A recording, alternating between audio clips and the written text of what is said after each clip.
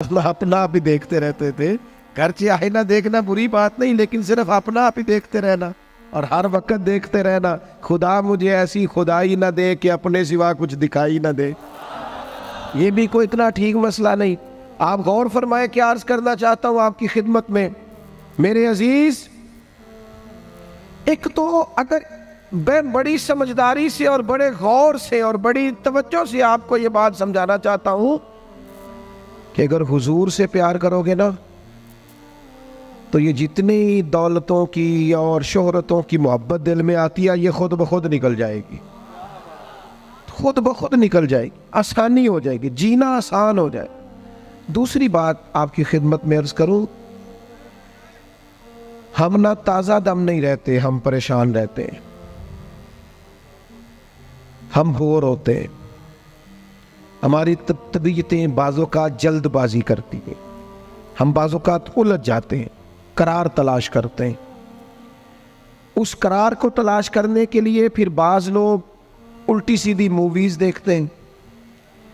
बाज़ लोगों का ख्याल है कि शायद मैं कोई लतीफ़ा सुनूंगा तो मामला ठीक हो, फिर उसका नतीजा भी निकला है लतीफ़े सुनने का। अब लतीफ़े सुनाना भी इतना बड़ा काम हो गया है कि मौलवी है पगड़ी दाढ़ी वाला, लेकिन उसके नाम के नीचे लिखा फ़नी मौलवी। खुदा के बंदे, ये संजीदा स्टेज है, दीनदार लोगों का करने का काम है, आप क्या कर रहे हैं? मौलवी भी फनी होता है, 6 मानादार है कि हमारा मिजाज था हर चीज शुगल मेला, हर चीज हंसना उलझना। मेरे अजीज, हम चूंकि सुकून चाहते थे, कुछ ने इधर उधर की मूवी देख ली, कुछ ने हंस लिया, कुछ सैर को चले गए, कुछ का ख्याल था खाने खा लेंगे तो सुकून आ जाएगा। याद रखना, इन चीज़ों में सुकून नहीं है, इनमें तो आप उलझते जाएंगे। मजीद तो सुकून कहाँ है, करार कहाँ है? आप कभी सहाबा की जिंदगियां देखें ना, हालात जिस तरह के भी थे ना, उनको जो सुकून मिलता था वो रुखे मुस्तफ़ा से मिलता था।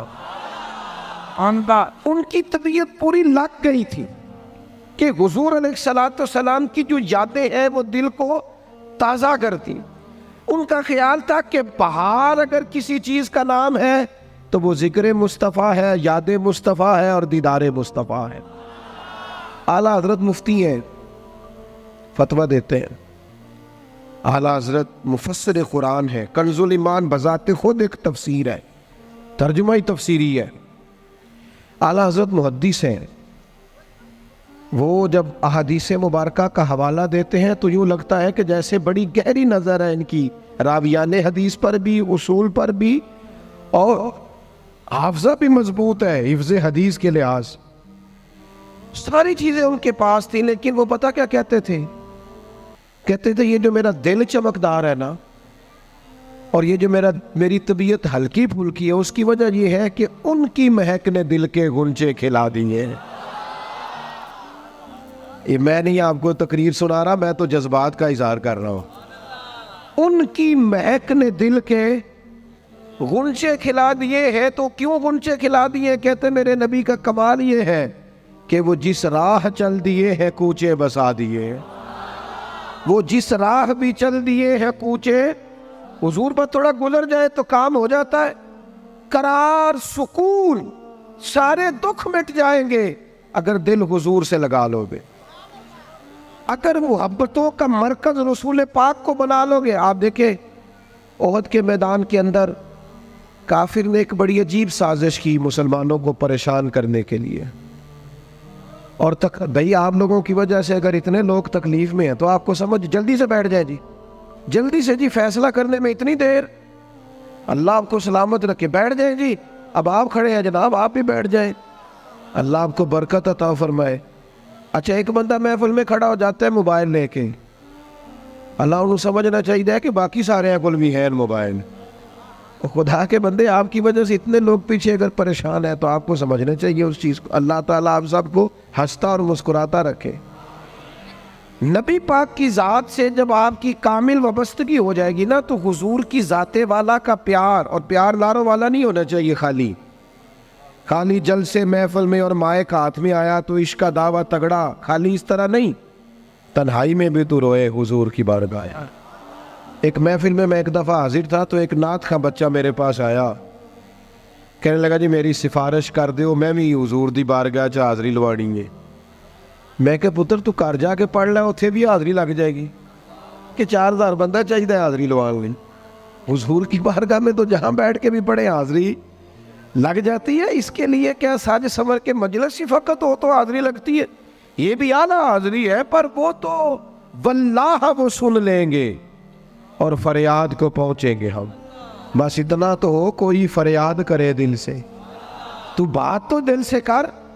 आपकी जब कामिल वाबस्तगी हुजूर से हो जाएगी ना, तो ये गुर्बतों का डर, ये परेशानियाँ, ये आजमाइशें, एक जगह रोना नहीं रोया हज़रत बिलाल ने कभी अपनी गरीबी का, एक जगह परेशान नहीं हुए कभी हज़रत सलमान फ़ारसी के मैं परदेसी हूँ, एक जगह भी कभी जनाब सुहैबी रोमी को तकलीफ़ नहीं हुई। क्यों भला? इसलिए कि हुजूर की मोहब्बत ऐसी दवा है जो हर बीमारी से शिफा अता कर देती। ओहद के मैदान में काफिरों ने एक चाल चली थी। उनको पता था कि कौन सी बात मुसलमानों को ज्यादा परेशान कर सकती है। उन्होंने एक अफवाह फैला दी थी कि माज़अल्लाह हुजूर को शहीद कर दिया गया। उसकी वजह से शदीद परेशान हुए सहाबा, और जंग के जो नतायज बरअक्स आए उसकी बड़ी वजह यह अफवाह भी बनी। अब सहाबा बड़े परेशान थे, हुजूर शहीद हो गए। कुछ लोग ना मैदान उहद से जब वापिस आ रहे थे ना, जंग खत्म होने के बाद, एक खातून जा रही थी मैदान जंग की जानिब। औरतें अपने मिजाज के लिहाज से कमज़ोर होती हैं कल्बी तौर पर, और बड़ी खूबसूरत बात लिखी है उलमा ने, कहते हैं औरत के दिल में दर्द ज़्यादा होता है ना, प्यार ज़्यादा होता है, और ये जो वो कमज़ोर वाक़या हुई है इसे ऐब ना समझो। इसीलिए तो अल्लाह ने बच्चे को पालने का ज़िम्मा उसका लगाया है कि वो शफ़क़त ज़्यादा रखती है, मोहब्बत ज़्यादा रखती है, दर्द दिल ज़्यादा रखती। इसलिए जिस दर्द से वो बच्चे को पाल लेती है ना। मेरा बेटा एक दिन घर में कुछ पका हुआ था, उसकी अम्मा कहने लगी खाना खाओ, कहता है मैं नहीं खाना। ओदी अम्मा कहती मैं बड़ा जोर लाया, बड़ी मेहनत की, बड़ी गर्मी च पकाया, अज तो यही खाना पैना है। कहने लगा मैं नहीं खाना, मैं आराम से खाना खा रहा हूँ। अब वो माँ बेटा बहस कर रहे हैं। थोड़ी देर गुजर गई तो मैनू कहती तुसी क्यों नहीं बोलते? मैं क्या मैनू पता है किन्ने जितना है, थोड़ी देर बाद खलो जाओ, मैनू पता है किन्ने जितना है। वो बच्चा उठ के अंदर चला गया, कहने लगा मैं नहीं खाता, तुसी खाओ। वो फिर 5 मिनट लगे तो वो पकाना शुरू करता जो बच्चा कह रहे थे। तो मैं क्या मैंने तो पता है ना नतीजा की है, तो इस बहस में जाने की ज़रूरत है। इसलिए कि माँ औलाद के सामने हमेशा ही हार जाती है। वो औलाद के सामने जीत सकती, वो नहीं जीत सकती ना। शफकत ऐसी है। औरतें मिजाज के लिहाज से अल्लाह ताला ने नरमी दी होती, इसको ऐब ना जाना जाए, ये अल्लाह ताला ने उन्हें वदियत की है चीज़। तो खातून जा रही है मैदान उहद की जानिब, वहां से सहाबा आ रहे। तो खातून पूछती है सहाबा से हुजूर का क्या हाल है? तो एक सहाबी अपने लहजे में गोया कहने लगे खबर मुश्किल है, पर तुझे सुनानी भी ज़रूरी है। इस जंग में तेरे भाई का इंतकाल हो गया है। बहन के लिए इससे बड़ी भी कोई खबर होगी कि भाई का इंतकाल हो गया? वो खातून ने ये खबर सुनी, इन्ना लिल्लाहि व इन्ना इलैहि राजिऊन पढ़ा, आगे गुजर गई। अगले सहाबी से जाके पूछती है हुजूर का क्या हाल है, और बेचैन है, दौड़ी जा रही। ये मेरी बात को समझे आप। किसी एक जगह जब आपकी मोहब्बत का गलबा होता है तो फिर बाज गम लगते ही नहीं। आपकी कैफियत ही और होती है जिंदगी गुजारने में। आगे बढ़ी, एक और से आबी मिले, उनसे पूछती है हुजूर का क्या हाल है? तो कहने लगे मेरे पास तेरे लिए एक बड़ी सख्त खबर है, तेरे शौहर का इंतकाल हो गया। उसने थोड़ी देर के लिए खामोशी इख्तियार की, अल्लाह की रज़ा पे राज़ी रहने के कलिमात अदा की और आगे बढ़ी। एक और शख्स से सवाल, ये ज़रा सोचते जाना, ये खबरें अगर अचानक मिले, भाई चला गया है, बाप चला गया है, इसको सोचना, अपने ऊपर तारी करना, खुदा ना करे ऐसा हो। पर जब खबर मिले तो कैफियत क्या होती है। वो खातून आगे बढ़ी तो एक शख्स और मिला, पूछती है ज़रा बताओ ना हुजूर का क्या हाल है? तो कहने लगे मेरे पास तेरे लिए खबर है कि तेरे वालिद भी इस जंग में शहीद हो गए। बेटियों का तो मेका ही बाप से होता है, माँ से होता है। वालिद चले गए, थोड़ी देर के लिए गर्दन झुकी, कलिमात अदा की, और फिर पूछती है सहाबी से, वालिद चले गए, भाई चले गए, शौहर चले गए, मुझे बताओ कि मेरे नबी पाक का क्या हाल है। तो सहाबी कहने लगे, अल्हम्दुलिल्लाह मैं ज़ियारत करके आया हूँ, रसूल पाक बिल्कुल ठीक है।